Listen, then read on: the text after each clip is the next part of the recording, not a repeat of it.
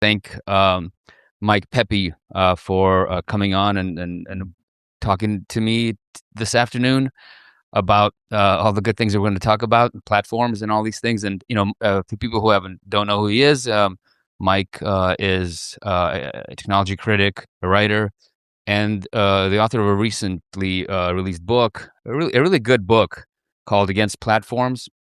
I think we'll get into it a lot more in detail as we go on, but I think it's great because it's such a hard topic to tackle. They're so ubiquitous, and plus they're very slippery. And so I appreciate how you structured it. From you had different chapters, and you look at platforms and technology from different angles, and we'll get into it. But it's a really good book. I recommend people pick it up and buy it.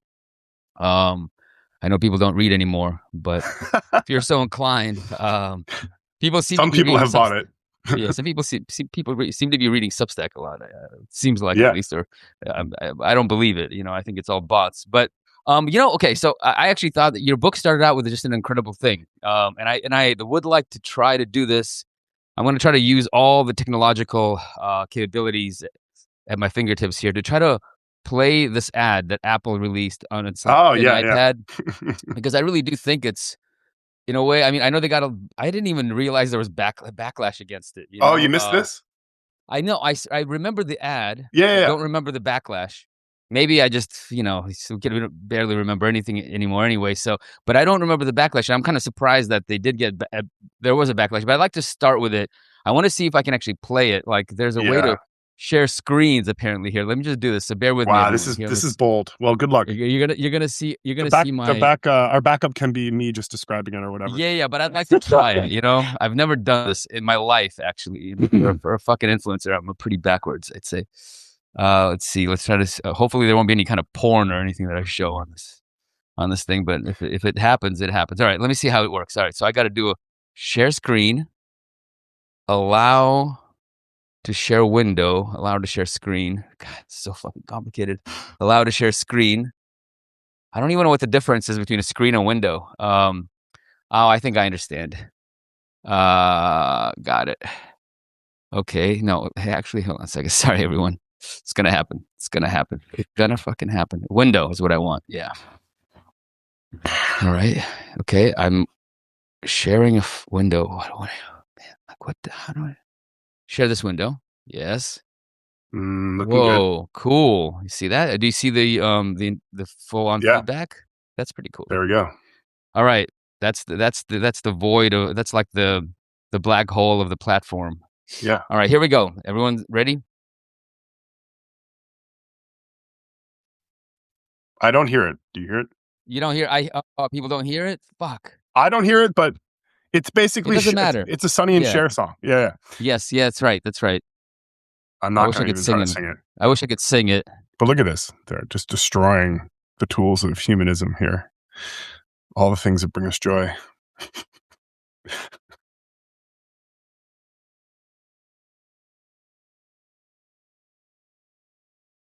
The song is actually great. It is a great song. It's a well done ad, but it's just so off base. It's really well made, yeah.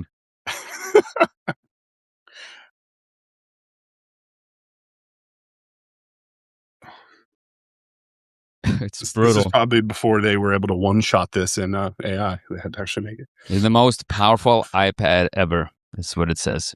Okay. All right. I think that's the metronome. That's done. Yeah. All right. So how do we stop sharing it? There it is. Hope everyone saw that. Let's. But yeah. Yeah, I mean, I think I like that you opened the book with it, and I'd like to maybe start with it too, just because I think it's so. I mean, people didn't hear the song, but it doesn't really matter what the music is. It just so perfectly encapsulates what these technology companies that we live with today. Right. And I mean, people don't think of Apple necessarily as a platform just because it's like it makes computers and makes phones, but it's like it's almost like the Meta app platform, right? Oh, yeah. It's a platform of platforms, and they want to really just embody. Right, everything, all the tools that people have, for thousands of years and maybe tens of thousands of years have used to create, to express themselves, to live in the world. They want to embody it into just themselves, to monopolize it, to concentrate it, and but also to destroy them, right? Right. So that there will be no other tools, only they will be available. And the ad, I mean, it's funny that they didn't really understand that people would Right. be slightly upset by it. First of all, they're destroying all this great stuff, all this, these cultural kind of tools. But yeah, like, talk about that. Like, what what were you thinking about? Yeah. With this ad, and how does that really encapsulate your point? So the irony is that this ad wasn't really trying to advertise any kind of Gen AI LLM tool per se, right? It was just showing all the different stuff you can do on there. What is a platform, right? Like, let me be clear. I think Apple. You're right. Apple weirdly gets a pass. They've been trying to do much more stuff on privacy. They're not as in your face in terms of just like enshittification or terrible AI slop stuff. But make no mistake, I mean, the mobile device, the AI, the iOS platform is the only reason we have anything like platform capitalism today, or AI, because unleashing this unleashing this sort of vector for user generated data, and the sort of integration of computing in everyday life is like pretty much Apple's probably most responsible for that, right? So they're kind of in the background. With the iPhone, you mean? The Like iPhone, the yeah, iPhone? essentially, Yeah, yeah, yeah, right, right. yeah. So um, so they're not advertising any Gen AI stuff, but that ad came out at exactly the right at exactly the first sort of LLM, it's over for artists kind of discourse, which is like the kind of brutish thing you see on Twitter a lot, and there's some really Yeah, it's done. extreme pro. You're Yeah, done. exactly right. Yeah. And it was kind of like right around this time where they were saying, creativity as we know it is changing. Anyone who works on these tools, artists, illustrators, designers, etc., musicians. It was right around when all that was coming out, right? I think like Suno had just come out. I think that's the one with music, right? But so it's funny. Brian Merchant had a great take on this on Twitter, and I'm sure he wrote about it. And it was just basically so tone deaf, because it was almost making the case that the sort of humanists were making against AI, and it was Yeah. it was weirdly doing the straw man that we're sometimes accused of creating in our head, and they just did it. They just like, we're just going to destroy all of these tools. Yeah. And I thought the choice of the objects was so interesting. You had like a clay bust, you had a metronome, you had a piano, you had a paint can, you had all the things that I think for like most people, we like working on those things, we like the craft of those things, right? So The weird, feel of the because it wasn't medium. Yeah. about AI, but they just chose that, and it's just a massive backlash, and I think they pulled it. Anyway, back to sort of why. No, they pulled it. You know why? Because I couldn't find the ad. I could find all of these reaction videos on YouTube Yeah, about like, but and commentary that had clips of the ad. But right. Apple, took it off the internet, and so the only version that people saw here was, I found it on a Facebook page of some, like design studio or something in Germany, apparently. And so like it just Yeah, yeah, they really pulled it, and they tried to scrub the internet basically. It's interesting, yeah. Yeah, yeah, no, but so. exactly. I kind of like that what you say though. It has nothing to do with AI, because AI isn't really anything new. AI is, I guess, the next step Mhm. of like the attempt to centralize everything within a single platform, right? It's like the logical conclusion of it, yeah.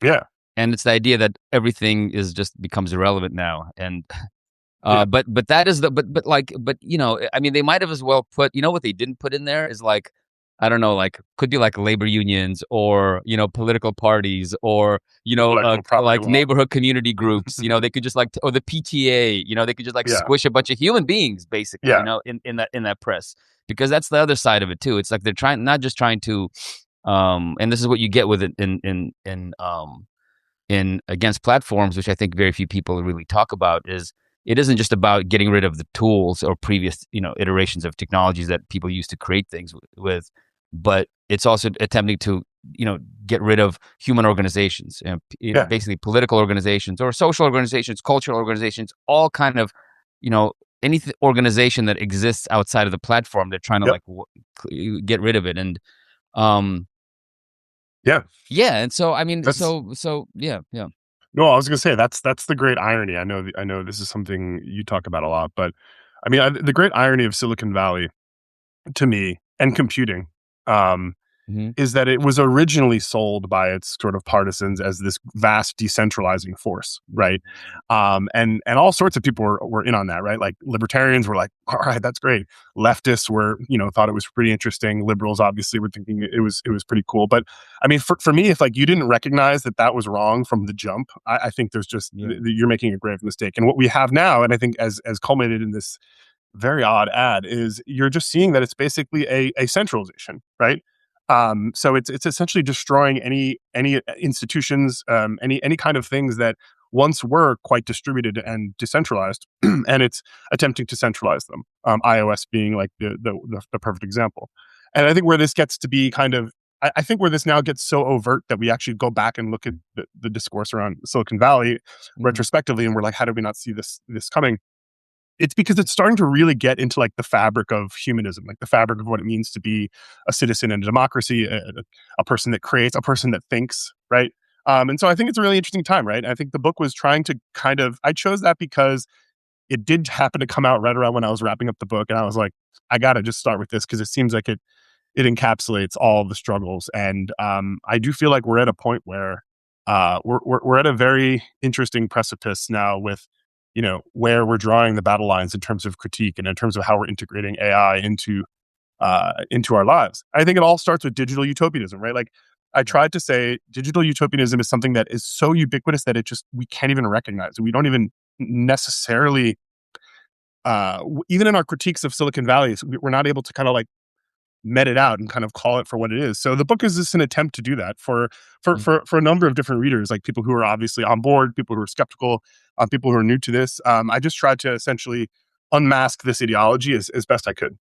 Yeah, no, it's interesting. I mean, it is a kind of a fine line, right? Because I think that even if people are critiquing certain aspects of, the effects of some of these technologies, and with AI, we're getting, for instance, like people who wouldn't necessarily even be commenting on this stuff or even Yeah, interested in this stuff are suddenly, protesting against data centers or are speaking out against them because they're not just polluting, they're not just, just massive eyesores, and they're not just like these massive, just, this concentration of power, but they're also raising people's electricity rates, and they're just, such a strain on, and people are already hurting because of just the incredible inflation that's happening in America. And so there's these people who wouldn't necessarily even be critics of technology are suddenly being drawn into the yeah, discourse just because it's like, it's making the jump out of the screen and into the real life in a way that is very palpable. I think that people specifically, it's like people suddenly, can't afford their heating bills. yeah.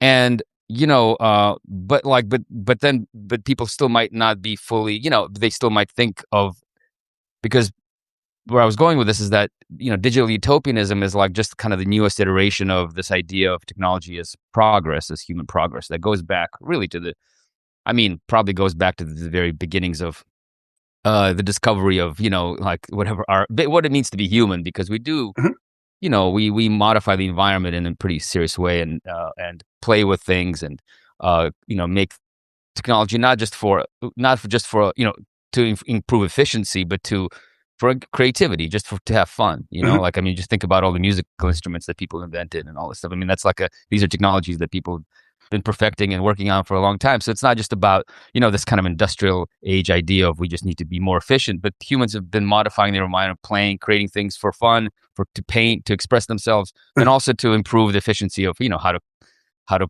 whatever, how to like treat leather, and make Right. things that make life easier on this planet, a pretty hostile planet for us. And but so how do you separate out, like, the digital utopianism from like Mhm. the kind of, more like industrial utopianism, that really became started with the scientific revolution and the industrial age and the rise of capitalism, because those things are kind of connected, right? Yeah. I think Industrial utopianism. the main framework I talk about, or at least want to advance, is this idea of, I feel like Lewis Mumford talks about this, and obviously it's talked about in a lot of different ways, Ursula Franklin as well. But the idea of democratic techniques and authoritarian techniques, right? We have, Yes. and I think I think we're mostly aligned on this. Like I'm not necessarily anti-tool or anti-technology necessarily. Like if you look at like, Ted Kaczynski and the incorrect use of the word Luddite, Yes. um, which Bryant Merchant has been helping correct. This idea that you're just sort of like eschewing any kind of tools, you're this kind of back to the land person. Like, That's silly, just because we yeah, all yeah. use I mean, I the don't think tools. Yeah. I don't think there's very few people that would make that argument, right? I think, and at a certain point, like the most nefarious thing about digital utopianism is it's a sense of inevitability, right? The idea that this is coming, it's almost a religiosity, right? This is coming, let's prepare. Yes. Um, as a lapsed Catholic, I think I feel like that's very near and dear to my heart, right? So I find that that's the one of the most pernicious things. But talking about like what do we actually do now? What is a good criticism of tech look like now? It's sort of I think you have to at some point separate that out and say that we're not anti technology or anti tool. We're simply trying to make an argument that the integration and the use of these tools needs to have some sort of political contestation, and we have to talk about who it's benefiting and Yeah. who owns it, who uses it, and what the repercussions are. Silicon Valley, from the start, I think, has tried to make technology seem like this other, like make technology seem like this manna that comes down from heaven, like this objective truth outside of what we were able to debate and talk about and actually live with, right? Mhm. And you see this with AI so much. I mean, to the T, right? It's almost too perfect.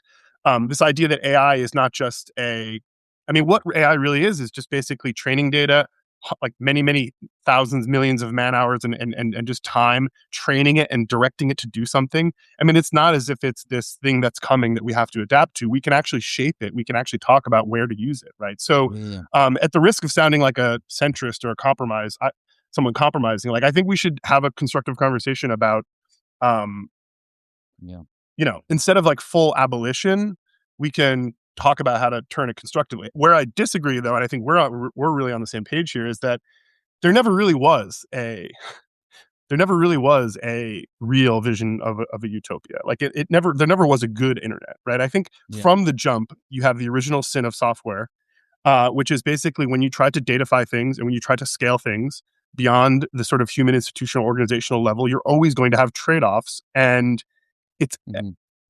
this production of this like mid 90s utopia to me is just so foreign. I don't really I mean, get it. do people remember how shitty it was with AOL and just like the Yeah. exorbitant fees you were charged to even be on the internet and just Yeah, it's kind of always the. been extractive.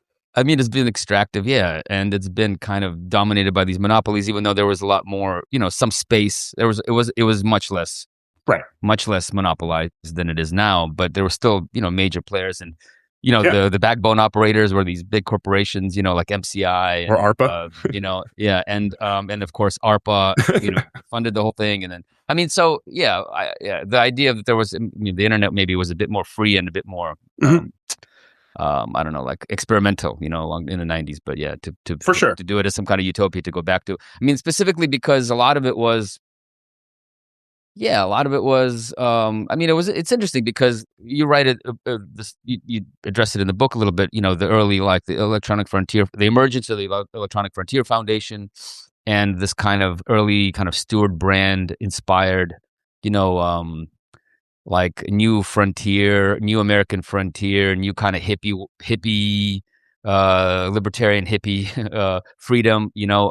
Where like the frontier, the physical frontier is closed. What's that Barlow, the Grateful Dead Barlow's guy? What's his first name? John Perry. John Perry John Barlow. Perry Barlow. Yeah, his whole declaration of independence I for know. cyberspace about how recasting the internet and this new network technologies as the new human frontier where everyone should go and colonize it. Already, the metaphor even that they use already is very strange because Right. Right. what happened with the frontier? The frontier was this basically very quickly overrun by a bunch of pretty like genocidal, greedy fucking assholes who monopolized the land, who Right. stole land, who kicked people off the land, d- finished the genocide, monopolized resources, and that all turned into like I don't know agribusinesses and giant Yeah. corporations and polluted waterways and extinction of all life on this frontier.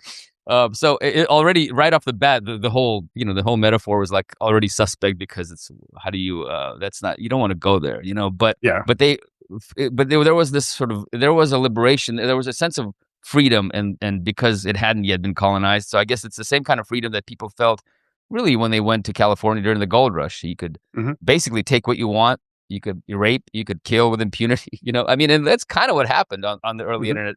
The early adopters. I mean, it wasn't physical, but it was they Right. monopolized the space, and whoever was able to do it did it and made a bunch of money in the process, and they're still kind of they're still influencing the politics of the internet because a lot of the VC money was made initially Mhm. during that time, right? So I don't know where I'm going with this. I'm ranting a little bit, but No, no. to say that, just to say that, I guess, to go back to what you were talking about, with we need to think about. I don't think it's a centrist thing to say that we need to have a conversation about the effects of this technology, who Right. benefits, what it's being deployed for, and also I guess you could call it like that, to even admit that technology has a certain politics. Right.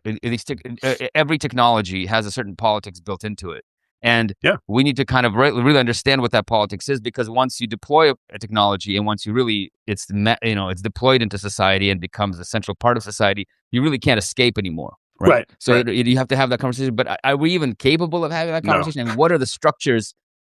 I mean, because everything, because like the internet came into this moment of basically a neoliberal kind of, atomization of political structures in America. I mean, there are like no civic organizations. The institutions are even more on decline than they were, in the Yeah. 90s, or, when the internet emerged, and there was not a lot of conversations back then even about Right. like should the internet even be privatized? Should it be handed over to these private? I mean, so the question is, how is this conversation going to be happening? And like, I mean, I know we're having it here, and clearly people are interested in talking about it, reading about it, but there is like a kind of a lack of I mean, organization, a lack of Yeah. platforms, if you will, I think so. for these things to happen. So Yeah, I think that's the goal. Like, if there's one big goal of what is called technology criticism today, and both in the niche kind of conversations, but also the mass awareness of it, it's that nothing is inevitable. And like you said, once you decide to go down a path, there's sort of this idea of like path dependency, especially with AI. Like, once you seed some function to AI, whatever it might be, anywhere in society, there's a number of like obvious inherent problems with that. One is like you can't really walk it back, as you say. There's not really visibility into what's it's gonna be happening. difficult. Yeah. It will essentially kind of dry out and eat away at, or rot at, some of the most essential purpose behind why these institutional organizations exist, right? So the obvious one is journalism, right? I feel like this idea that no one will really understand the value of journalism's role in essentially maintaining a democracy or having any kind of debate, or essentially saying something that sort of doesn't want to be heard, right? Like these inconvenient kind of reporting, like all that stuff gets collapsed in not only the latest instantiation of AI, but I think this has always been kind of part of the non-politics of platforms from the beginning of the rise of platforms, like in the sort of aughts, right? Hmm. Another big point of my book, which I think graphs right to what you're talking about, it's like a beautiful setup, is I try to say, like, look, there's definitely a libertarian strain to early reasons why we have the internet we have today. As you say, there's sort of like, there was already kind of like a Reagan Thatcherite, a war on institutions right as all this stuff was really coming up. Um, we didn't really have a good like left conversation about like why we should temper that. But Silicon Valley platforms today, it's not that they are apolitical, it's that they don't believe in political exchange whatsoever, right? They essentially want either that what they afford is a kind of like non-politics, right? They do not believe in, they want to sever that relationship between your sort of terrestrial embodiment of what it means to be a citizen. And they want everything to just go into their platform, right? So Twitter They is the be the perfect. mediator, right, of everything, Right, right. right? They Like, want to sit in the middle of it, of every interaction, of every transaction, and right. everything. Yeah. And sometimes this is very overt, right? I mean, like, it started out with Twitter being the town square. Well, I mean, that's Yes. quite overt, right? No, it's not actually town square. It's just an ad engine, right? Like, so Yeah. let's get beyond that. Next, you have like Mhm. the post Elon Musk Twitter, where he's saying we are the media now, where he essentially wants to have this just complete fabrication dream of just this bottom up citizen reporting, which, as you know, is just obviously leads to abuse and Yeah. slop and misinformation, right? Yeah. So yeah, I mean, that's pretty much it. Like, I think that they don't want, and what they want to do in this outside of lobbying the federal government, and we could probably get into the kind of like new Silicon Valley alignment with the Yeah. current administration, but outside of lobbying, they just kind of want there to be this lack of actual engagement and actual conversation. They just want to kind of flood the zone with this idea that this is coming. We are owning and managing it, and you essentially will be a kind of like a passive prosumer of this.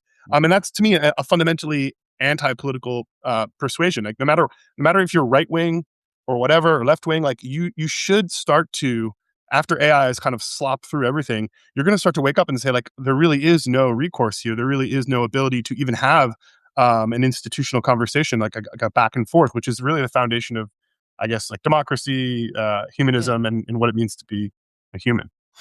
No, yeah, I mean, like basically, people organizing themselves for around specific, not just interests, but purposes to solve problems, to to kind of right, carry on traditions, to teach each other things, to pass on knowledge, and right, pass Right. on culture. I mean, these things are don't I mean, they exist on the margins, I guess, but they're really I mean, Well, we are take them for really, granted. I think we took we them for take them for granted. granted because they thought they would Yeah. always exist, I guess. And Yeah. It's and I'd say, on some level, because of politics in America, probably in most countries, has always been a little bit of a kind of a, not all, there are moments of more participation, but there, especially with television and sort of mass media culture, it began to destroy, local political parties and local political machines that used to control, cities and states, and it really like began to centralize power within Washington D.C. and sort of these, because like the Mhm. kind of the D.C. party administration, like the Democratic Party now is like the kingmaker of everything, right? You have to like go kiss the ring of whoever runs the Democratic Party for you to be like a Democratic Party politician on some level. I mean, it's not Mhm. always true, but they Yeah, control yeah, the resources, right? And yeah. so, I mean, with and the before the internet, there was television, and it was a massively centralizing technology, right? Um, and that came with another technology, the automobile, which dispersed, people in little boxes where they don't even talk to each other, and destroyed also again these informal, Mhm. these civic institutions that existed in cities, that existed, in like in rural counties where people actually, did agriculture, so they had to like work together. So there were all sorts of economic and social ties there. I mean, so you have all these layers of technology that over time, right, work to, on the one hand, atomize people, remove them from each other's sort of daily orbit and a daily economic, cultural sort of existence, right? And then yeah, while physically that was being, people were atomized, like on a technological level, on a sort of information level, their attention was being centralized into these entities that were national in nature, Mhm. right? The television, which then, after that followed the sort of the national political party.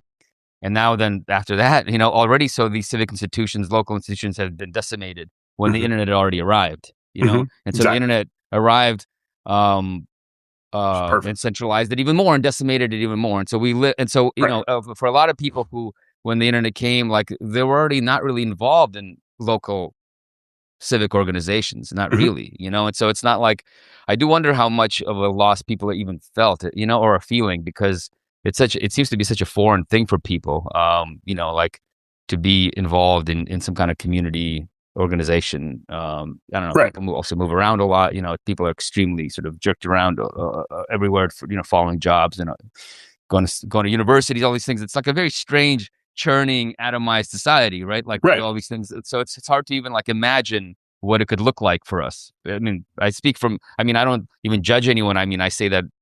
I mean, I'm like that. I've been so, I don't even know who I am anymore, or where I'm supposed to even live, because I've just moved around so much in the last 20 years that I feel like I'm, partially the internet is one of the only things kind of keeping me connected to people, which is Yeah. fucking sad. No, I It's know. sad. And look at us, we're But talking that's the through this salt. thing That's now. But the yeah, that yeah. that. But for me, the that app, that was a pretty great breakdown of like kind of like how where we arrived. I think it was kind of a perfect storm of, as platforms came online, they made the case. Their marketing was that in order to solve that, um, post to Instagram, upload everything, get everything Exactly. digitally. So, they kind of came into this opening or Avoid. this Yeah, yeah, vacuum yeah, yeah, yeah, yeah, yeah. of strong civic institutions. I think what I try to say, and I try to figure out ways to articulate this because it's very hard to really pinpoint as you kind of did, what an absence or lack of this looks like and feels like. Um, but what I try to say is like our one of the best ways to combat this atomization of platforms and this re-centralization of platforms in Silicon Valley is to just make this case and start talking about what civic institutions, what democratic institutions look like, and just try to draw the contrast of how the goal of a lot of the way that software and platforms are designed is to basically rip that apart and just continue that degradation, Hmm. right? Um, there are so many examples of pitches from the VC community, from just the mainstream media about technology that says that the old institutions are going away. Those are being moved online now, and it's a very surface level, shallow kind of pitch. Um, and I think what we're now realizing is, hey, they're not actually holding up to that. They're not actually replacing what we once had with civic institutions. And this is maybe an area where like the institutification argument makes sense, right? It's grounding, I think, it has the wrong kind of approach, but it is factually correct in the idea that the promise that was promised, that we were going to replace institutions, it's going to be more democratic, it's going to be democratized. Um, it will not actually pan out. I mean, I think the platform we're on right now is probably the best example. Like, I the know it's media actually is dying. The and media I'd is like to talk dying. about. We'd like to. I just want to. Yeah, I want Yeah, to talk about Substack in particular, because I feel like we have to. yeah, of And course. one of the things I think, because I sometimes struggle with this, right? Because like, all right, I guess I for a long time I resisted going on these platforms, Yeah, and in fact, I know Substack. Trying to remember what year this was. I think it was 2018. Right after, actually, yeah, my book Surveillance Valley came out. I got, Substack got in touch with me and, offered to, like, we never talked money, but they're like, hey, we're starting this new platform. It's like a newsletter thing. We're looking for, we're like basically trying to get people on the beta version, journalists who they were trying to build up a name for themselves and trying to get people on there. I think Matt Taibbi right. came on to Substack, for based off that. It might have even been earlier, like 2017. I can't remember the date, but they tried to lure me on there, and I was like, oh fuck, I don't want to do this. I don't want to be the guy that's just Right. constantly, like my face on the screen, constantly always like trying to ride the news cycle, constantly commenting on everything, like Yeah. basically being kind of some kind of blogger. Not to denigrate blogging, but so I just said, no, I'm like working on a book. I was working on a new book proposal. I had all these big ideas, um, and here I am, Right. Right. less than a decade later, here I am on Substack doing my influencer thing. And so but I'm like against influencers because I think the influencer is a product of the platform, very much 100%. so. And so a lot of influencers, even if they're well-meaning, like, let's say we are, let's say we're very well-meaning people, we're good people, we have only the best intentions.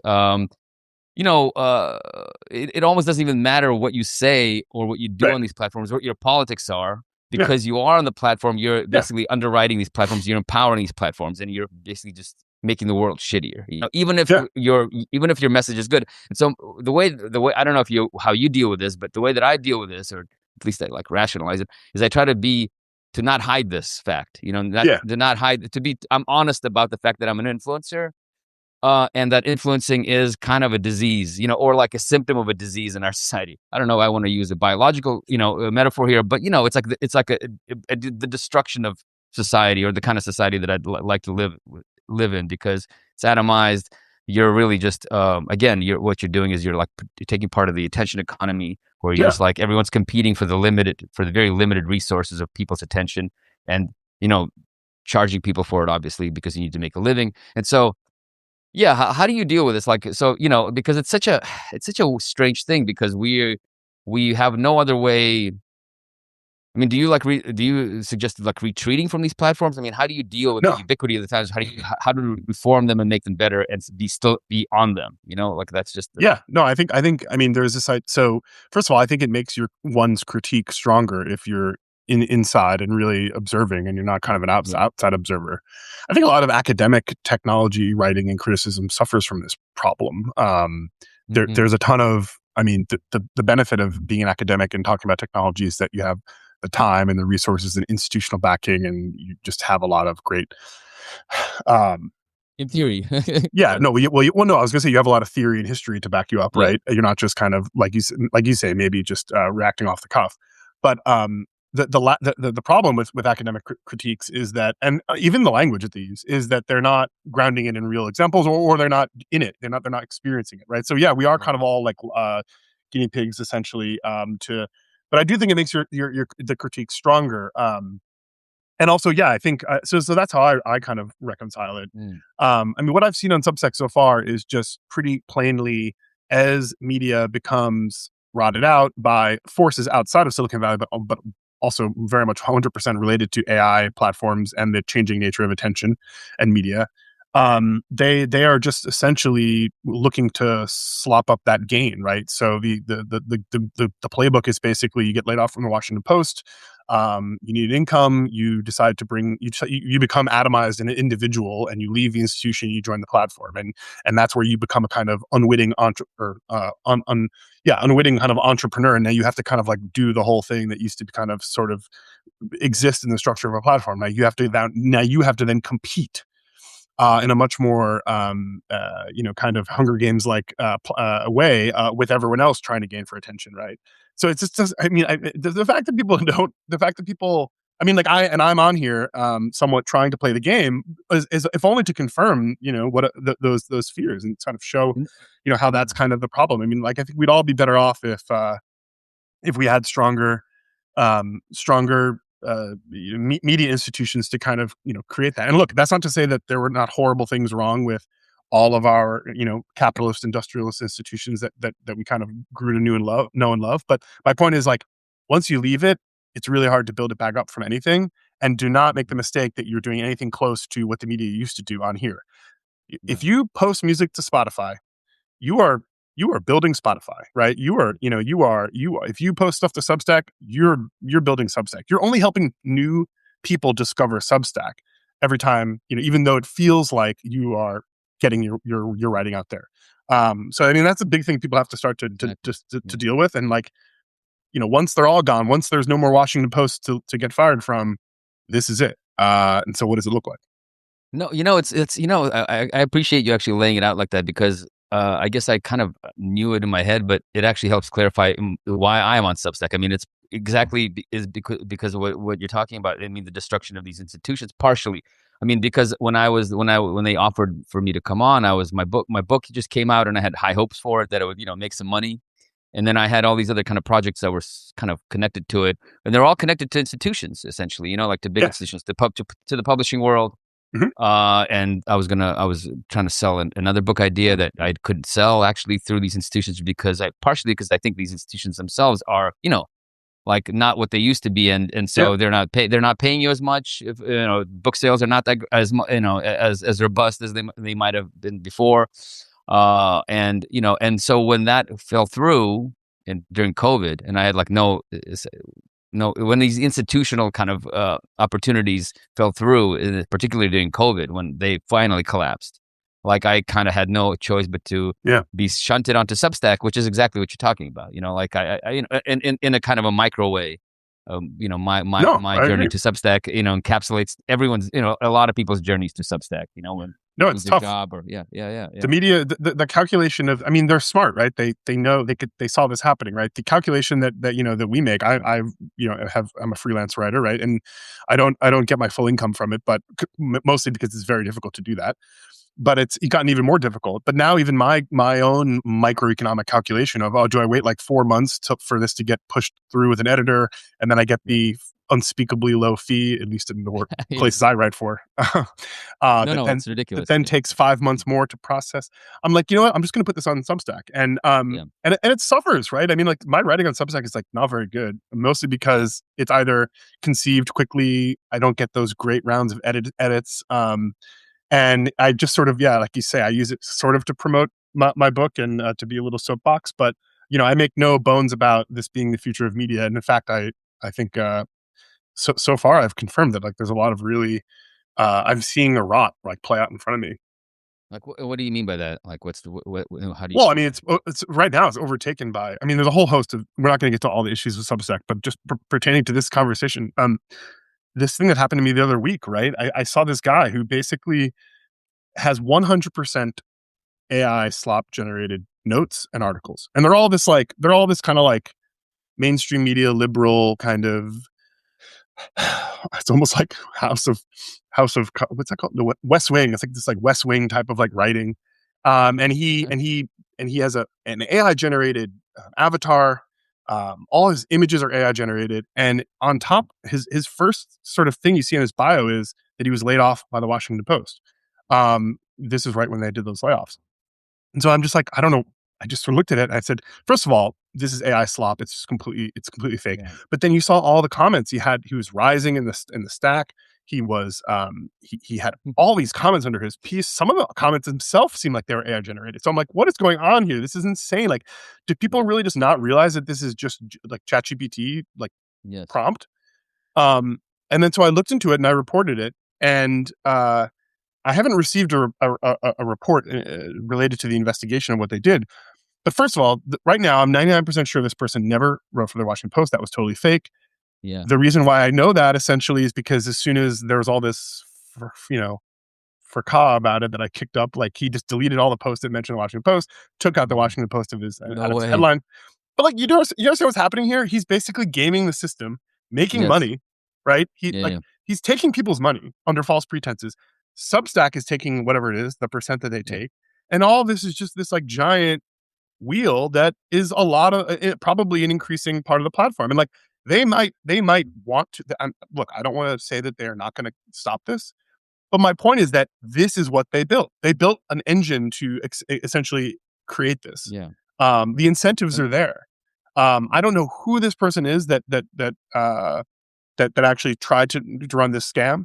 It could like kind of be true, and they're just embellishing, or it could just be like a farm somewhere in I don't know with some country. yeah, yeah, yeah. Who knows? Like it's yeah. Yeah, I mean, it's yeah, it this is might what you're just be dealing those. with. Like, I mean, I don't know if people have seen these videos of like these, like TikTok bot farms that that are all over the world. But like it's just a yeah, wall of iPhones and Android phones like taken out of their cases.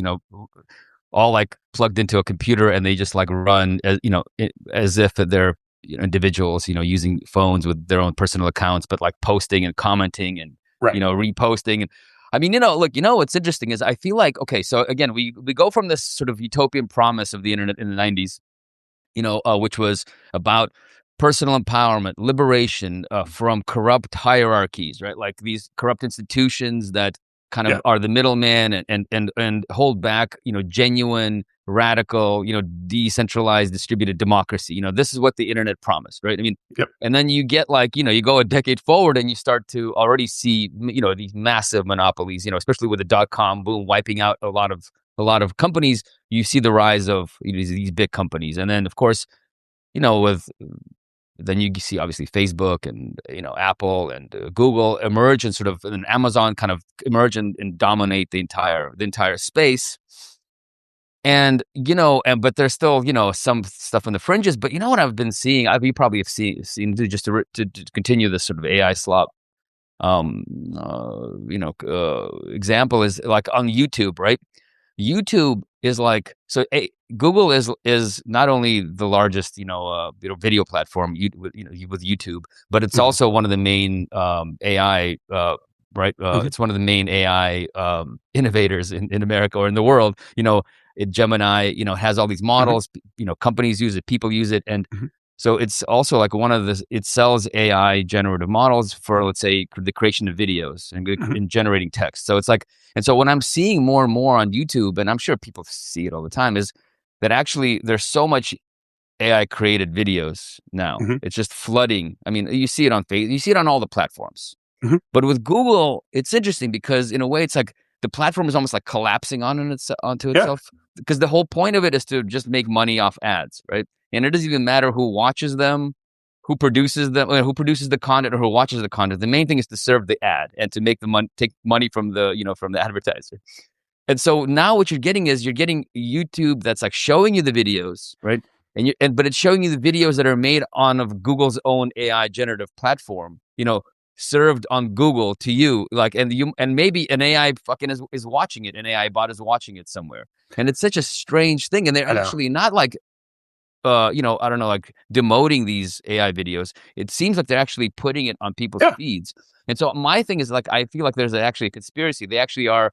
I wouldn't be surprised if they're like, if they're fronting or like boosting people who make videos using Google platforms, for AI platforms to generate these videos and all the other things. So it's such a strange thing because it becomes, in a way, we are not even important, to them. Like it doesn't even need the human. In fact, it's even better if there is no human. It's a fully internalized ecosystem of, video content exactly. creation and content consumption with hopefully, an ad somehow monetized in the middle. But I guess so at some point it has to break down, I guess. I mean, will people stop Well, will it? advertising? I don't know. Yeah, I don't know. I mean, The because the point, yeah, I don't know. I mean, the point of it is someone has to keep reading, like someone has to keep like subscribing to Substacks. Someone has to like click on ads and hopefully make a sale of some kind, right? I mean, that's the whole point of these fucking I just platforms. don't understand Yeah. how these platforms don't see the central threat that AI slop poses to the value of the platform itself. Like I just don't see. I would love to just Yeah. have a minute or two with the people running this and just being like, look, we there is a little value that you guys do create here, but I mean, but you threaten the base of that when you lean too hard into the ability for two real people to connect, right? Um, and it's like the only reason we're interested in any of this media is because there's a human on the other side. I mean, that's like, not to get too philosophical, but it's like that's the essence of the value of this connectivity. Like this kind of cycle that you talk about is happening. I mean, it's really happening, I think, already. And I think that the internet is almost, the social web is going to kind of abolish itself, right? Like maybe the tech critics can just kind of take the year off, because in a few years there's going to be no reason to go here. Everyone's going to leave them. And what my question is, what will replace it? We're going to start to learn about what we missed. We're going to start to learn about civic institutions, arts institutions, magazines. Like they used to have these things where like a bunch of Substack writers would get together and they just publish one thing every month, and it was $5. It's like we're gonna start to we're gonna relearn from first principles what the stuff Yeah, that yeah, yeah. the stuff I'm that already was seeing disrupted. Like, I'm already seeing people, trying to pool their like if you yeah, yeah. subscribe to me, There was a I'm word for creating that. I forget. a Substack network. If you subscribe to A me, you get collective like Substack. 20% off of, some other Substacks or whatever. Yeah. Yeah, they're getting there. Yeah. No, I know. I know. I mean, but I think that they just don't care. And I feel like, because they control so much of the market, that they'll be able to whatever, squeeze whatever, they'll be Yeah, able to sidestep not the whatever the goal. problems are. Yeah. And The then, goal is to make squeeze money. what, The goal is to. I mean, once you take money from a venture, I know, I'm not giving anything revolutionary here, but it's appropriate to the conversation. Once you take money from a venture capitalist, everything you do has to be about the exit of that investment. actually, So can you you, don't care about yeah, any of this stuff. You just need to get out, and you're on to the next thing. So because actually, I want you to maybe focus on like the VC aspect of it, because I don't think a lot of people understand like the role that yeah, VCs play, and like the really damaging and parasitic role that VCs play mhm, in the technology world, because there's a certain force that they exert and a yeah, certain direction that they drive anything, even like, let's say it's something that could be very useful and people like it. I don't know, I remember the VCs destroyed Evernote. I used to use Evernote all the time as a journalist, and it was like just destroyed. I mean, they just yeah, the quest for endless money, they destroyed a perfectly decent product, that wasn't like horrible, yeah. in any way. But yeah, can you talk about that? Because I think people understand like the structure, the financial incentives when VCs get involved, and why they're different than other investors. Yeah, so I mean, Silicon Valley is almost like this. The Venn diagram of Silicon Valley and venture capital are almost a perfect circle. Not always, right? There's obviously some areas where, there are people that work on software, and there's not in that world. But let me start with this. The first problem with how venture capital works is that they only really need 1 in 10, or maybe it's like 1 in 8 bets to work out. So the rest of it is just like, we kind of care what happens, but you can go destroy something you're working on, and if it doesn't work out, we don't care. It's based on this bet that one thing will blow up, right? And so all the big VCs that you hear about today The successful ones are the ones that over the course of 10 years had one or two big things blow up, and then they kind of raise more money and raise more money. So it's Wall Street, right? It's basically it's private capital. They go out and raise money from very wealthy institutions. You and I can't go buy shares of Andreessen Horowitz, and hopefully it goes up. Yes. And their whole goal is liquidation. They want a liquidation event, right? So with something like Substack, when they reached out to you in the early days, they're like, let's get a bunch of cultural capital here. Let's get the network effect going. Let's get more users. They want user growth. They don't always care about revenue growth. Actually, it's No, that's as true. we know very well. They want Um, valuation. yeah, they Yes. want valuation, right? So they want valuation, right? So there's all of the things you're hearing from Silicon Valley. This inevitabilism of why you need to adapt or die. This idea of AI is coming for your job. This idea that this is how we save the media, as the one of the CEO's book is titled, unbelievably. It's all just to create the valuation. It's a boost of valuation. If these things are correct, doesn't matter.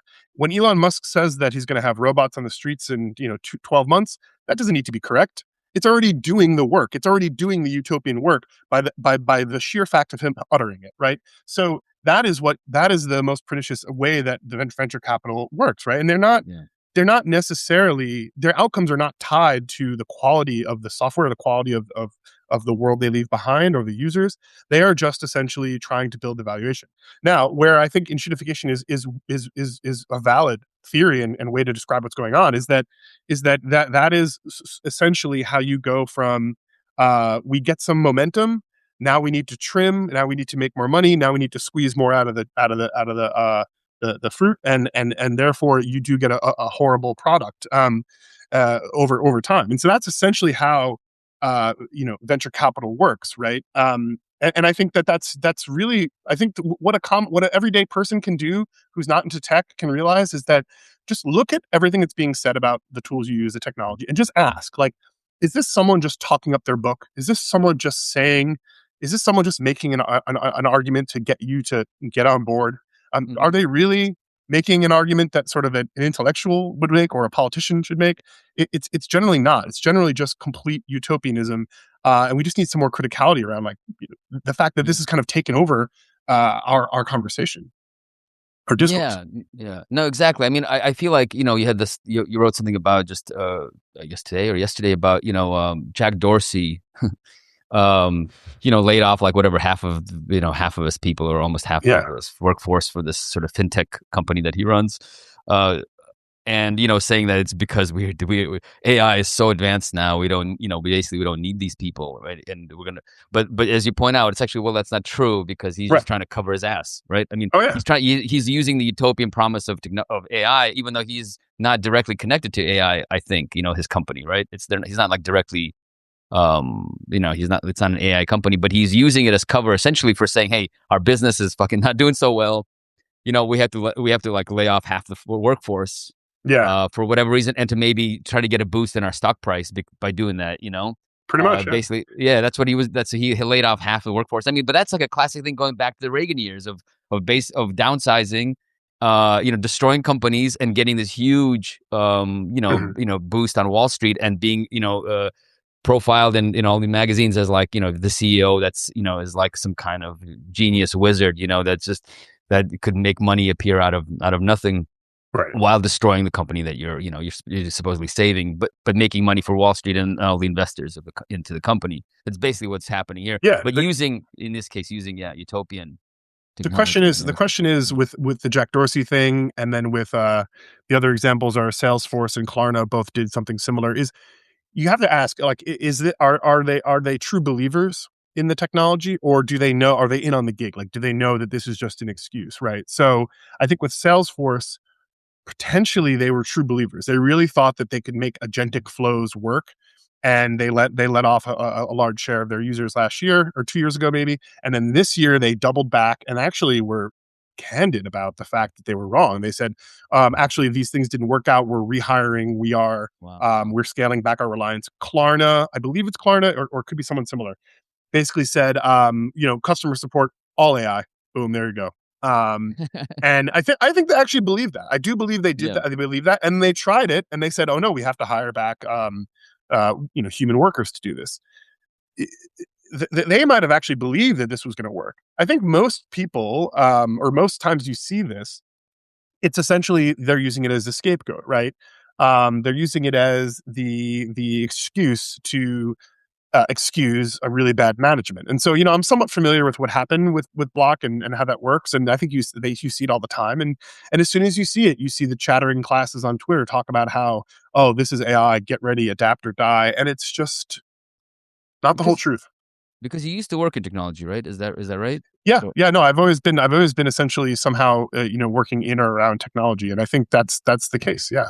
like what? Like because yeah, what's your personal story here? I mean, if you can get into it, like did you work like as a programmer or was on like the which side were you working on? So basically, I was I answered a Craigslist ad right out of college, and which unwittingly kind of dropped me into a series of technology companies, more of like the startup world, right? So, everything from I actually was kind of going to become a data scientist because I was sort of really interested in that. It kind of really tickled my analytical brain, and some of that stuff is really interesting and fun, right? As long as you do it in the right context. But what I started to kind of realize is, and kind of like the 15-year process that led to this book and my writing was, um, I sort of already kind of instantly could recognize that a lot of the work that Silicon Valley was doing was extractive and destructive, and Mhm. essentially only in certain cases was anything other than essentially like this, VC driven kind of bubble thing. Yeah, That being said, I mean, I've enjoyed working, with software and in technology because there are some areas where like even I got bit by it a little bit. Like there are certain things that do need reform, and technology can come into certain interactions and transactions and they can make them quote unquote, better. yeah, I just find that I think unless you get it right, and unless like technology critics have a voice in how that future is built, that's generally not going to be how it goes, right?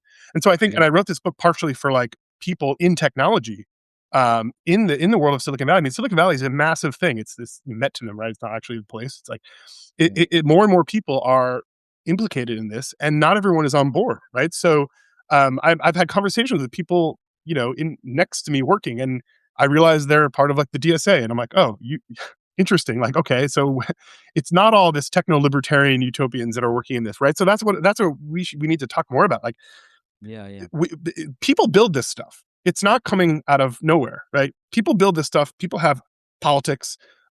We can appeal to them. There can be this reform from within if you do it right.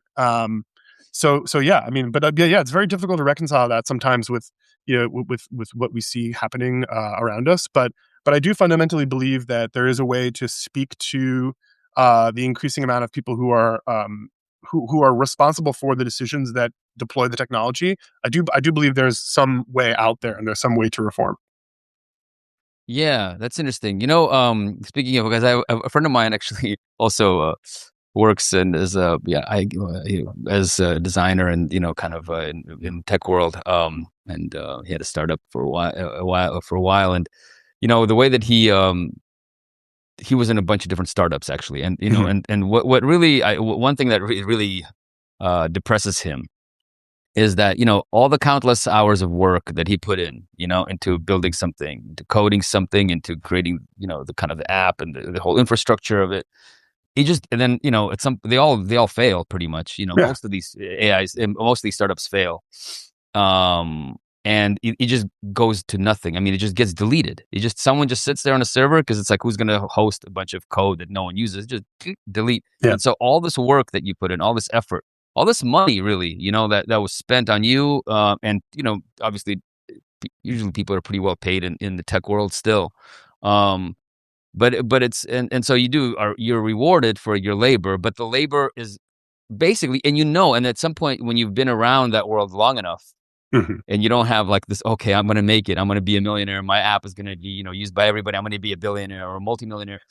That no, actually, most likely yes, what you're working on is going to be deleted in like 5 years. yeah, If 5 years, maybe in a year, maybe in 6 months. And so it's a very depressing cycle to be in. It also shows you that there's actually nothing even created. I mean, yeah, there's nothing built really. There's nothing that people can actually use, and like nothing that future generations of people can actually, like, I don't know, play on, and enjoy, like, even like, I don't know, even a playground or a nice building or a yep. park or a sidewalk. is more functional and beneficial than, most of these apps, because they will, and everyone knows that they're like, well, we'll bet on it. Like you said, it doesn't matter. We'll bet on it. Probably we won't bet too much on it, but we'll throw some money at it. So we keep it Yeah. going for a couple of years to see, maybe there's something will pan out. Maybe something will be willing to buy them for 10 times the amount of money that we put in. But ultimately, it's all of these people. And, again, like you said, it's people, frequently, the programmers, are not like just these libertarian edgelords, who want to Yeah. like They're have, normal people. blood boys or whatever. I mean, that's just like, that's the top level. That's the top level Yeah, of that's the the world. And a lot of them, the C-suite, yeah, comes with a blood boy, most people are, they work for a living, and a lot of right. people realize what they're doing. They realize what the system they're in. If you're kind of are, yeah, there's a lot of, there's a lot of people with various politics. So I agree with you. I mean, I know quite a few of them. They span the whole, the range of political Right. positions, from libertarian to, DSA members. But yeah, no, it's a funny thing. Well, okay, let me ask you one more thing. Sure. And it's this. It's like this. Obviously, technology isn't created in a vacuum, Mhm. right? So ultimately, like, the kind of, I don't even know how to describe it. I guess, like, the kind of culture or the political culture or the kind of society that you have influences the kind of technology that's developed, right, and deployed. And then once that technology is deployed, in a mass way, it influences the culture, right? And influences the sort of the culture, and then, the cycle kind of repeats itself endlessly, right? It's like so they're totally symbiotic and Mhm. and influencing one another. So I mean, we're in this world, that where we have been. I mean, we've been sort of, societies that have been creating technologies and have been influenced by technologies and reformed and sort of, shackled, in a lot of ways by these technologies. How do we even? It's a vicious cycle, because we in a way, it's like we can't really escape it, like, because culture our culture will ultimately define the way that, like you were saying, how this technology is used. People at least are, to talk about how technology will benefit, how particular technology will benefit people, how it won't benefit people, how it will change society. I mean, these are conversations, I guess, you can have at the margins.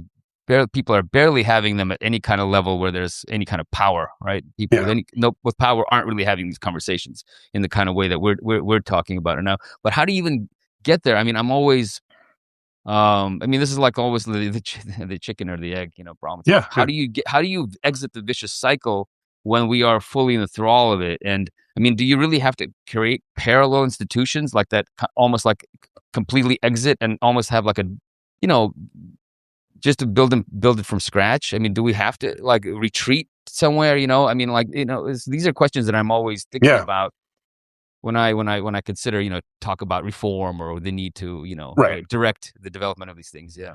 Yeah. There is. So look, I think there is cause for hope, right? I'm actually, despite adding a lot of considerable discourse around how dire the situation is, you have to keep in mind that there is a way out. And my answer is, I think, goes back to what I was saying before. We can influence the types of things that are built. We can articulate why, as you pointed out, a lot of these platforms are temporary, right? Like they get collapsed as soon as they do not benefit the kind of interests that put up the scaffolding in the first place. The way we do that is through civic institutions and democratic institutions, right? That's like the first rung of the like kill the ideological substructure or superstructure that thinks that everything constantly is innovating and is improving, right? Like talk about what the trade-offs are, right? And keep some light in your mind that there is a political recourse in some way, even though I know I sound crazy for saying that at this current moment in our history, but it's like the ye are many, there are few type thing, right? Like I think that, like there is not just a backlash brewing specifically with AI, but I do think there's an opportunity here through whatever completely rotted out political institutions we have to make this argument, right? And barring full totalitarian techno-utopian takeover, which like we're probably a few weeks away from, Mhm. there's got to be some way to do it, right? So it starts with, and I love the point you said. Like, when you build these platforms, when you build this stuff in Silicon Valley, it's just collapsible, right? And that to me is a Yeah. huge part of what we mean, I think, when we say institutions. Like you should build stuff to last, right? You should build stuff even if it's a sidewalk. Like it should have some sort of like some purpose there beyond just essentially speculation and digital Just utopian burning money wagers. Right, in the hopes that someone will right. become a billionaire And somewhere the down the last thing line. I'll Yeah. say is we should take that argument to engineers and people who build this stuff, right? Like there's no there's no sort of like inherent politics to being an engineer, right? Yeah. Or wanting to design apps, right? Like we kind of have that as our body politic right now, myself included. So we have to make that case to those people, and that's a political like actual action, right? So Right, we right. got to like relearn the political actions before platforms. No, no. I Um, really appreciate you talking about this because I think, again, I have a friend, Joe Costello, who's written a couple of great books. He actually, we did we had him on the podcast, and we did actually an event a few months ago in New York with him. He's got a new book called Politics in the Age of AI. And he's been like talking about this forever. In fact, he was back in the '90s. Mitch Kapor, who if you know, he's one of the who was one of the founders of the Electronic Frontier Foundation. mhm, And if people remember, there was this thing called Lotus Notes in mhm. like the '80s and '90s. It was like the Microsoft Office of the first version of Microsoft Office. He Yeah, became really wealthy, I never and he was used it, kind but of a progressive. actually I have used it. I think for like I a used year, it really, yeah. Like when I was a probably kid, when it was being sunset or whatever. we were children back then Yeah. still, I think. Because this is in the '80s, and he, he hired actually Joe Costello to be kind of like his ideological guru, like to try to like Mhm, how can we use this technology because it was still kind of decentralized, at least not as centralized as it now is. How can we use it to like reform politics? And mhm. Joe had worked in politics for a long time, and he had some ideas about what we can do. And it's about like increasing democracy, about increasing, democracy in like the most foundational level, not like we go to vote in the presidential, election, which is like what people think democracy is now. But no, democracy is, coming together with other people, creating organizations, creating institutions. I mean, they don't have to be huge institutions. We're not going to be talking about like, a think tank or anything like that, or like, the Right. Hoover Institute, something like that. But institutions on a local level to try to find common ground between people and get, for a specific purpose, to like get things done in your community, in your city. But these organizations, you need to use the internet to do that. And Yes. obviously Mitch Kapoor, yeah, I think one of the things that Joe always says is like, yeah, he paid me, but he never really consulted me, because he just sort of sat there in the office because nobody really wants to talk about this idea of we need to build democracy, Right. and this democracy actually can't be dependent on this technology, right? I mean, you can use the technology to maybe interconnect people. Let's say you can, Exactly. use, interconnect communities and to kind of, facilitate communication, but the technology can't be the middleman. The Exactly. technology can't be the place where the community is formed, which is kind of how things are done now, right? It's there, and so these tech guys didn't really want to listen about it, to hear this stuff about building local democratic institutions, Right. because that is a kind of a technology that is separate, from the Right. technology that's of information. But very few people talk about this, and I'm kind of one of the reasons I want to talk to you about this book is because you really talk about an important issue, which is that institutions matter, um, and one of the things that the internet is doing and these platforms is doing is actually it's anti institution, anti organization, anti um civic society, right? Right.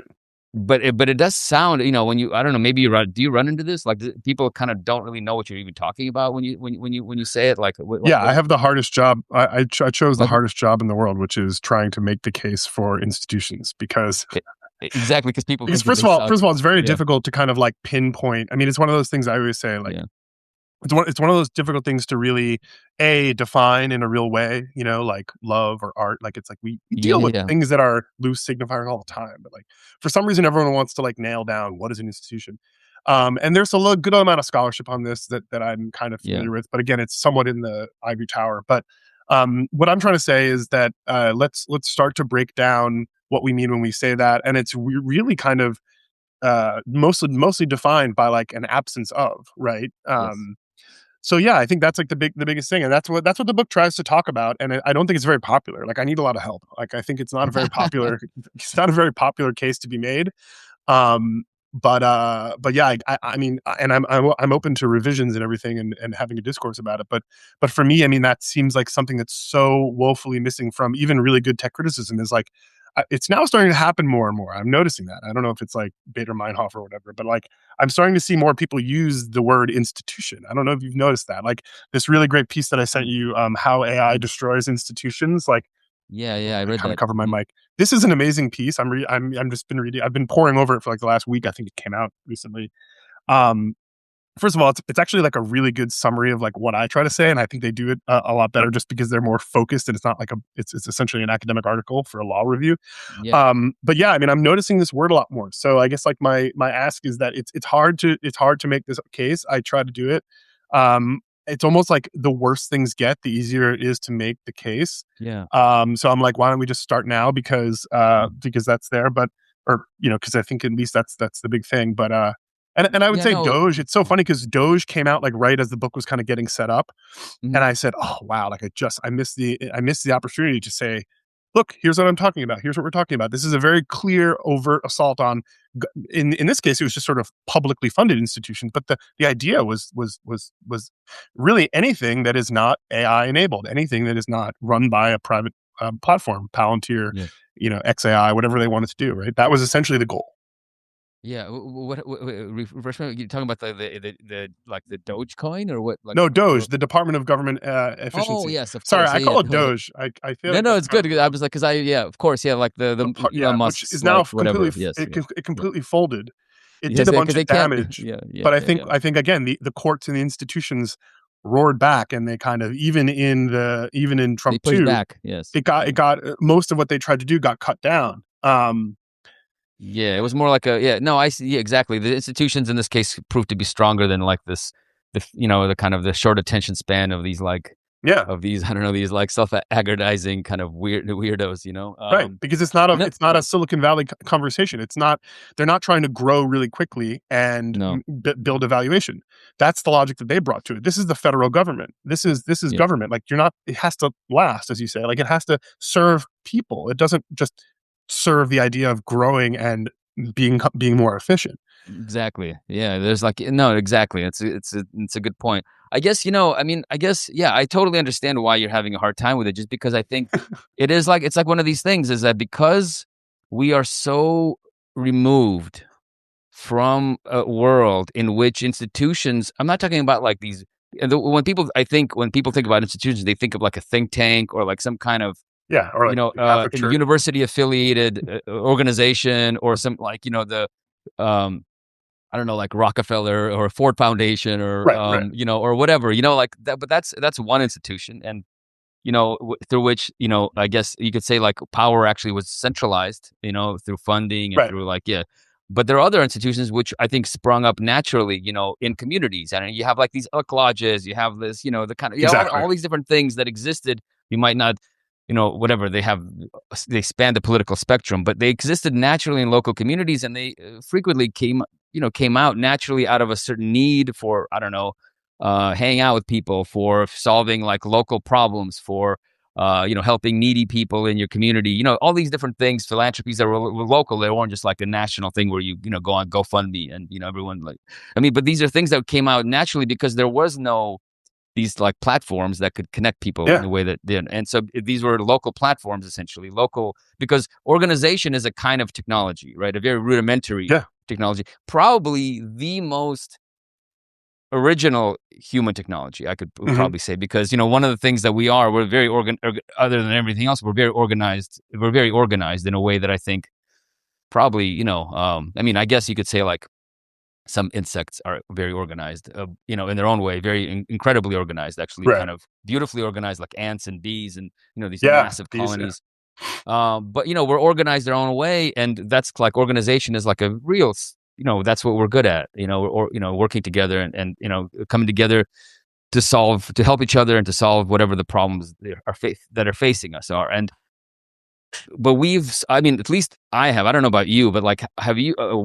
Were you ever like in part of such institutions, like of I don't know, because I feel like we've all grown up, even pre-internet. It's like they existed, but they were already kind of, I don't know. I guess the Yeah. TV existed more like the you know the civic institution that everyone that I know. You know. Well, it's funny. It's funny you bring up Yeah. bees because there's a great Marx quote about bees, which I think I'll probably paraphrase slash butcher. But Sure. it says, "What separates the worst architect to the best of a bee is that the architect has a vision of what they're building ahead of time, whereas the Yep. bee is just sort of building a beautiful cathedral and essentially using technology. But potentially the line in which you say the technology that humans created, which is part of humanism, is having a vision of something that you're building before you build it. And that is, I think, Flexibility. Yes. that's a Yeah. technology, right? Exactly. Yeah. Yeah. Yeah. Yeah. Um, Exactly. Yeah. No. We. Yeah. Yeah. That's so great. yeah, I Yeah. think that's maybe like the most essential idea of an institution. And I think yeah, the struggle is defining what like the first principles of institutions are without trying to appeal to going back to the very horrific and corrupt institutions that we all think of when we think of it in our youth, right? Like I grew up sort of Catholic, right? So there's one Mm. institution that I think is obviously in need of reform. But again, like there's a number of in their good cases, beautiful things that are done by the Catholic Church. Not even for separating the religious part, like the way that they run and administer various things, I think you could almost take that as a good. You can almost take that as a sort of good of an institution, right? But those are like, yeah, those are the main institutions that I've noticed, and I think also like my generation, I speak for myself for a second, but like my micro generation kind of had this. We were sold this dream that we could make our way on the platforms. We didn't need the appointment. We could do everything DIY. You know, there was this kind of like punk leftist idea, especially in the art world, like this idea that you could just kind of you didn't need the traditional institutions that you'd grown up with in I guess the 20th century. And I think that's not. I think that's essentially that was a lie. like Yeah. like I think our generation is now realizing that this idea that everyone's an entrepreneur and everyone can kind of make their own way on the platforms was bullshit. So when I think of like I think of my interaction with institutions has been through their very lack, right?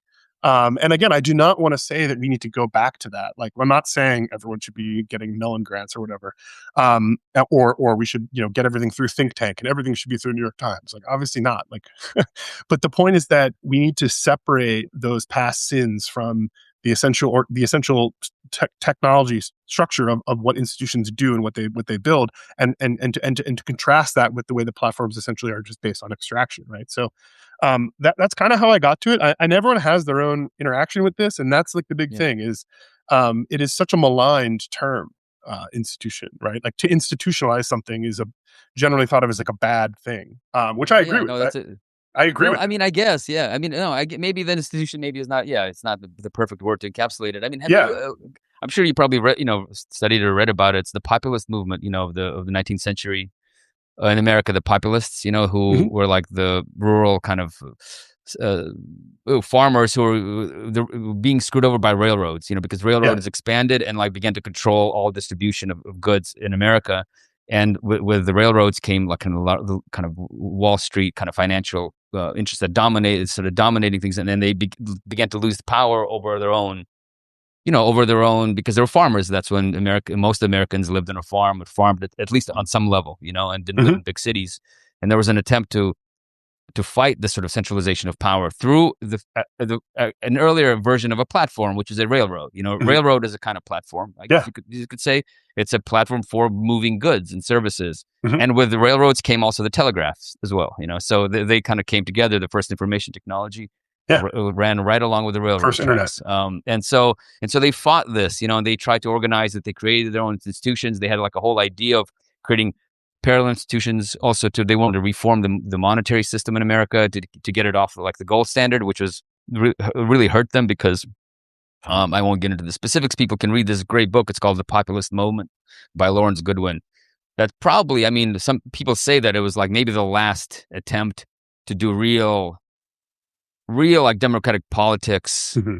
and sort of institution building that was tried to reform, this monopolistic power that was emerging, Right. the rise really of the corporations in America. I mean, it obviously failed, but they were thinking about, again, they were creating institutions trying to create cooperatives, it's Mhm. local institutions that because they had a similar interest, they wanted to pool their resources, they wanted to have more of a bargaining power against these larger, corporations that control distribution.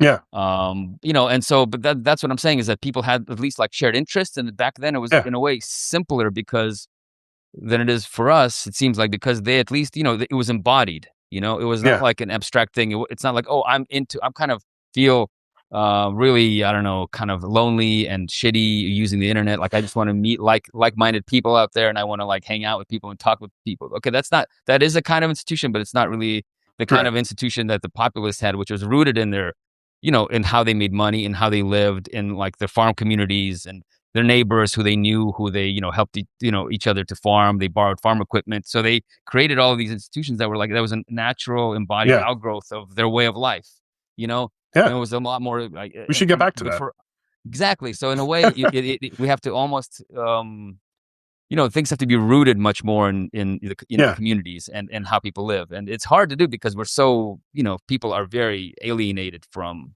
Right. their like way of life, right? Everything is sort of trucked into for us through these stores. I mean, we have like no, we're very strange, we're like these we're like, basically we're like pets, we're kind of like pets. Everything is sort of delivered to us as long as you can pay for it, we're Yeah. pets that have to work, DoorDash, Bugman, DoorDash. Yeah, Yeah. exactly. Everything is delivered to us in some form, and we just have to like Yeah. go run on a treadmill somewhere so that money kind of comes out of the ceiling, No, it's and funny because I think about when I think about this, a lot of the arguments about AI right now are so steeped in this American idea that everyone should just consume and like consumption is an end in itself, and it's not. I yeah, mean, even if you, I mean, you had a great post about when you tried to make the documentary with the new model, yes, and it's funny because you're not creating anything when you do that. You're consuming, and you're essentially putting something in, you're putting in a prompt, you're consuming it, and the consumption is dressed up as essentially craft or that's a making or really good doing. way of putting it. And you're not Yeah, doing that. You're just consuming. And that's why you hear all the tech bros talk about taste is the new skill. It's like, well, what is taste, right? Yes, taste is used when you craft something, of course. But what they're talking about is taste and consumption, right? So I go to a yeah, restaurant, yeah, I have yeah, good taste, I have good taste in clothes, yeah, yeah, yeah. what's happening now is like there's this rhetorical thing where they're now saying that um and like obviously the extreme end are like these one shot prompt people that make these like ridiculous things and they're calling that AI art, right? Obviously there's some great examples of artists using AI, which I think are interesting, but the lion's share of it is basically this rhetorical slight where like we're just talking about, like you say, we're just so addicted, we've been so, I think, trained to think about consumption as this like virtue, right? But Mm. going back to what you're saying, I mean, I don't want to get on too much of a rabbit hole, but I think like No, it's I think of there's a lot to learn from like the progressive movement, the populist movement, and even like early American socialism pre-Soviet revolution was essentially either immigrant groups getting together and mhm. creating like social clubs. They were usually tied to labor, and they all Mutual worked in aid the same area. organizations, all these things. Yeah, yeah, Right, and there was like yeah, there's this loose federation of socialism that existed from, from sea to shining sea in America, and then obviously what we think of now is like the post Cold War Soviet idea of socialism. But I mean, and we've firmly killed kind of populism in that sense, right? I think populism now has this almost like right wing idea, and that's why I'm actually I'm very encouraged by like the rise of sewer socialism, like the sort of post Mamdani kind of thing of like, hey, actually, this stuff is really basic, right? Like like the city will do this. There's nothing wrong with sort of making a populist case um, yeah. for you, but yeah, no, I love that. I love that. I think there's like, probably more to dig into that in terms of thinking about the early kind of populism and socialism. I'm reminded of the book by Robert Frank, I believe. Oh, Thomas Frank. Yes. When it's called how, oh, what is it? Something about Kansas, or like how we lost Kansas, or like when Kansas Uh, used to be this like yeah, blue slash yeah, yeah, yeah. socialist area, and Yes. it's so odd What to us now in like this post Bush red state what moment. happened? What happened to Kansas What or happened to, something? yeah, what was it? Oh, sorry, I don't, we're live, but I mean, yeah, it's something like that. Yeah. what's the matter with But Kansas? But what's great the matter? book, and Because then everyone flipped. Everyone flipped from being a Democrat to being a Republican there. right, That's and what it was basically just happened. Right? because, That's because it was they used to be the populists, and they became, yeah, exactly. yeah, but Yeah, yeah. we No, should go that's a back to good sewer point. socialism basically. Yeah, yeah. I mean, it's funny because I imagine that. So you're like Italian, you have Italian descent, right? Yes. Like, is it? Yeah.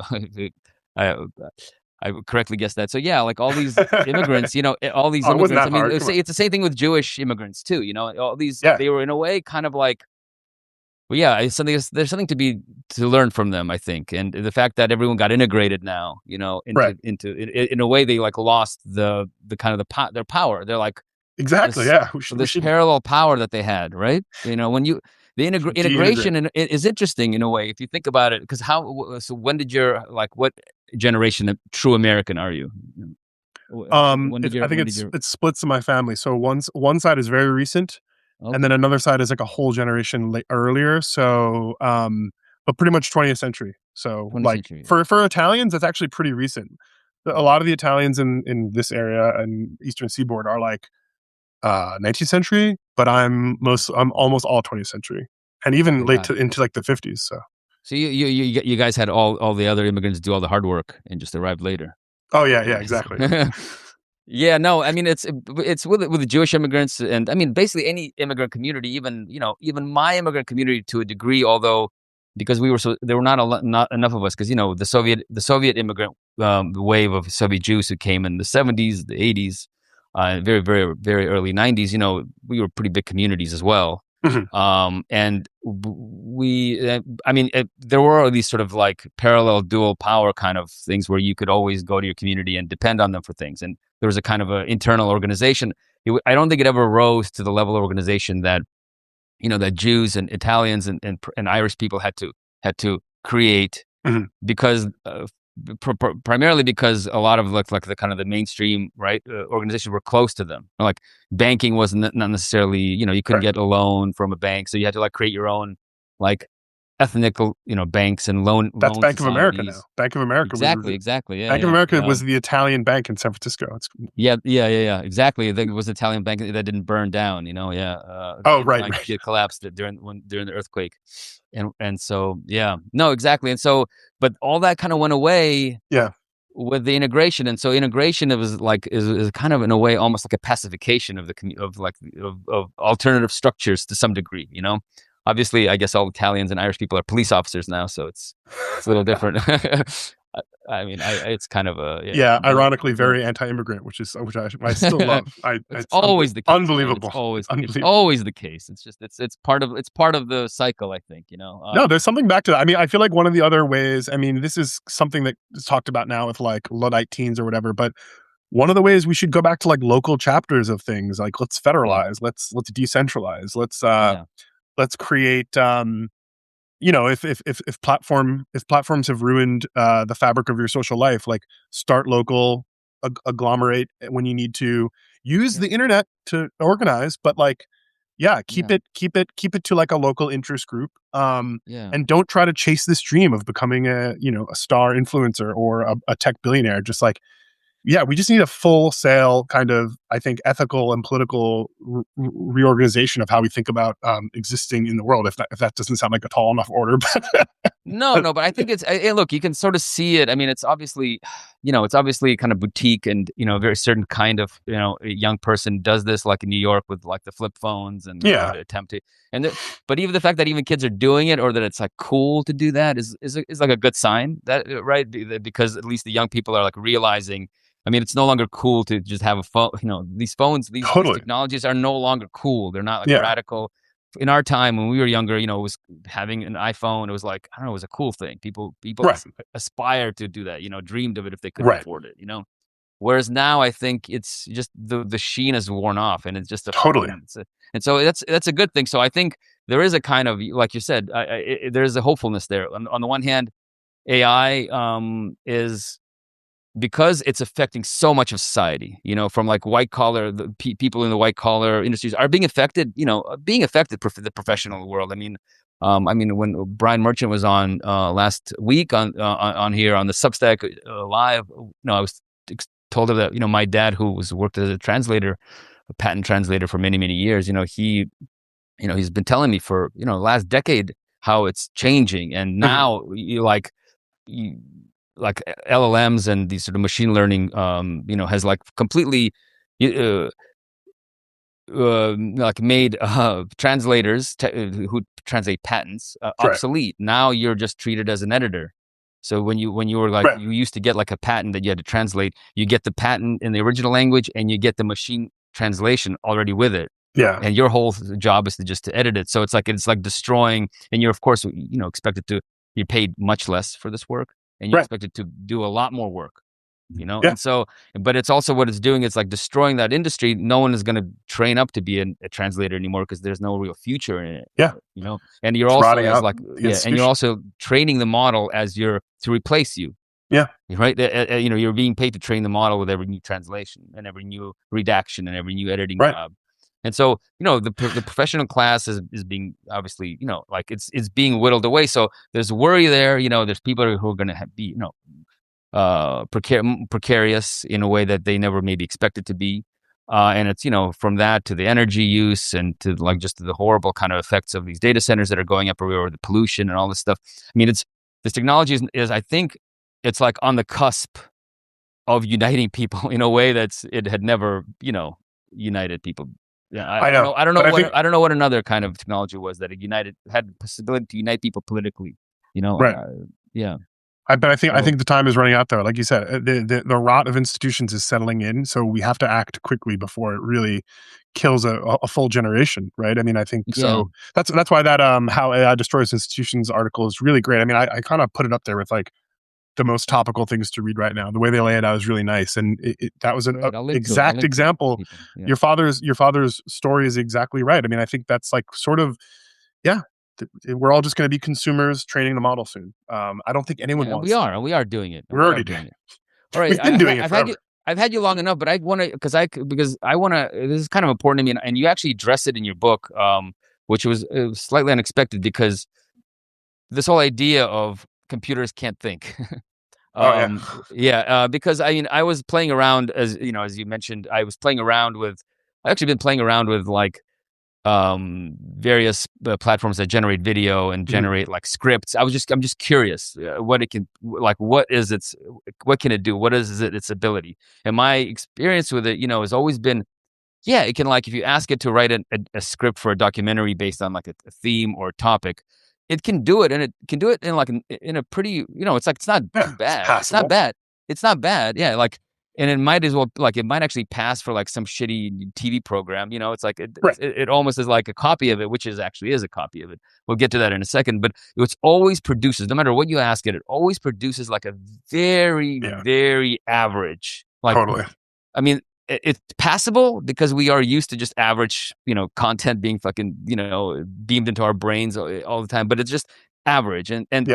and even if you ask it to not be so average, it still produces an average. It's like you, Yeah. and I was got to thinking about it. It's because that's what these things are, right? By nature, they're averaging technologies. Like they can't come up with anything new Right. because that they can't. And why do you think that is? Like, because you actually Because talk about it in your book. Yeah, yeah. yeah, no, it's because machine learning. You have to remember, AI is just machine learning with like a language layer, right? What is machine learning doing? Machine learning is a brilliant technology that works that we use all the time without even knowing it. Machine learning is basically taking disparate data and optimizing for an end goal. So like if you were to say recommend find me two books on Amazon that are very similar. Like machine learning basically does that all the time and it gives you the next most obvious book.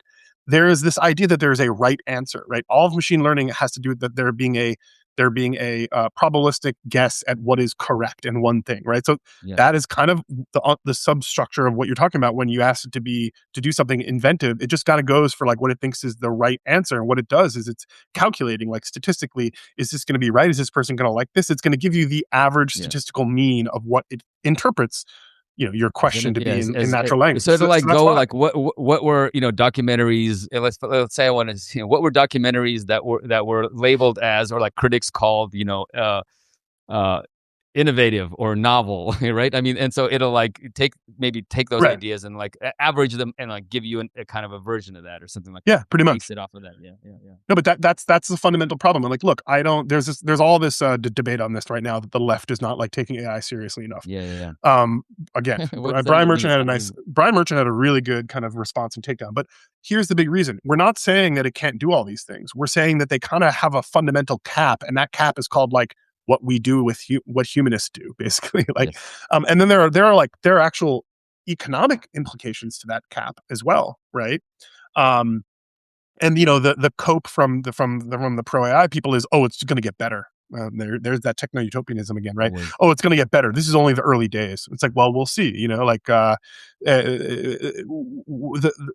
on the art side, we have to start recognizing that A, these things are rotting out our institutions, but B, even at the micro level, it's never really going to give you the thing you're asking for, as you point out, because it's just trying to optimize to give you the perfect thing that you think it's most likely to be right. And as we know about art in general and anything and human existence is all about those things that cannot be quantified or cannot be reduced down to a mean. I mean, that's what gives life Yeah. meaning. So we're kind of entering into this world where like our lives are basically somewhat meaningless because there's nothing to really spark anything new. It's all just paste.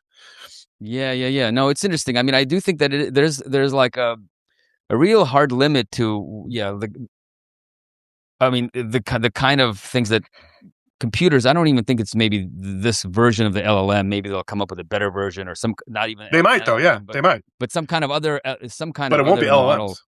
But it'll still be based on a machine, and a machine Yeah, can't feel, right? I mean, yeah, it's because a machine is a general purpose, computational technology that can do anything. It can like calculate trajectories of spaceships. It can run models of the weather.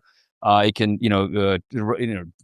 generate like a painting, but it can't like yeah, but all it can really do is like uh, act on data that we feed it, right? yeah, That and or that it like captures with sensors that we created for it. It can't actually feel. And so if you actually ask it to create some kind of artwork or some kind of creativity thing that's supposed to mirror or channel human emotion or a human, human experience, it just can't do that because all it can really yeah, do is just replicate like examples of what a human creates, right? Or what kind of artwork a yeah. human And the creates people that and has and the fed into it. people that the people that build Gen AI know this, Yes. and that is And why they they are yeah. so aggressively pushing you to use it You because think they they know this? know that they're limited You by think they this. know this? But if You think they everyone, know this? yeah, what? You think they know this? They think they know the limitation. So Yes, the people. See, this is a funny thing. The people really working on AI fundamentally have to know the limitations. Then there's this like hype man class that's above and below, right? It's sad if you're kind of below and hyping it up because you're just kind of like, but I mean, there's this hype man class that's below and above. And those are the people that are just wrong, right? I think the people that are hardcore working on all kinds of AI know that this is how you train it. There's a whole bunch of shit you have to do to get it anywhere near right. And oh, by the way, we steer it this way and this way and that. And so that's why you see, and then the sort of hype man class, both below and above, are the ones who are saying like everyone's just got to start using this because it'll get that much better. The more it'll get over this, it'll maybe get over this hump that you're talking about if it's just used all the time.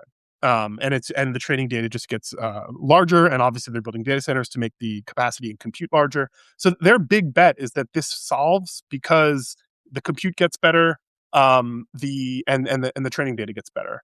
yeah. I don't know if we can actually do anything about that wager other than just kind of, um, like at this point, like opting out of AI is not going to help too much, sadly. But I think you just need like a fundamental restructuring of how we're thinking about the problem. So, Yeah. so we can Yeah, I keep mean on, keep on using AI, yeah. but Yeah, like some of these some of the AI stuff is like, I mean, some work is repetitive and not right, great for yeah, people. Like totally, it sucks to like, I mean, this whole like idea also, there's this kind of like strange maximalism that happens on both sides, which some people are like saying, no, AI, it can't ever like we should never use it for anything. It's like, well, I mean, I don't know, like if you can automate some really repetitive or, unpleasant work that has to be done, it's not horrible. I mean, but the question is how it's right, deployed, who gets the benefit, who gets the concentrated power of that technology, and how is that deployment limited to a specific task rather than like exported and to everything. I mean, in theory, like a car is like a useful tool.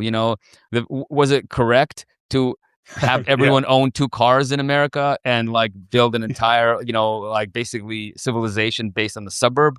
No, probably probably not the not. best idea. Yeah, and now we're stuck with it. We can't get out of it. It's like Right, right. literally like we can't change the structure because you'd have to like rip up entire cities and redo them, which is very difficult to do. But yeah, like so this technology can be useful. It's Right. like I don't know, my dad, to just use him as an example, like, who's being basically with machine learning, his profession is basically on the way out, and he's like saying, I don't know, it's not like he enjoyed doing translating patents. Patents. If you ever looked at a patent, That sounds not a very very boring. pleasant thing. Can you imagine translating that for 8 to 10 hours a day every day of your life? It's pretty bleak. I mean, you can kind of get into it, but it's not like a very Yeah, enjoyable job. it's work though. Of course. It's work, and it was at some point it was well paid. And it requires extremely specialized knowledge of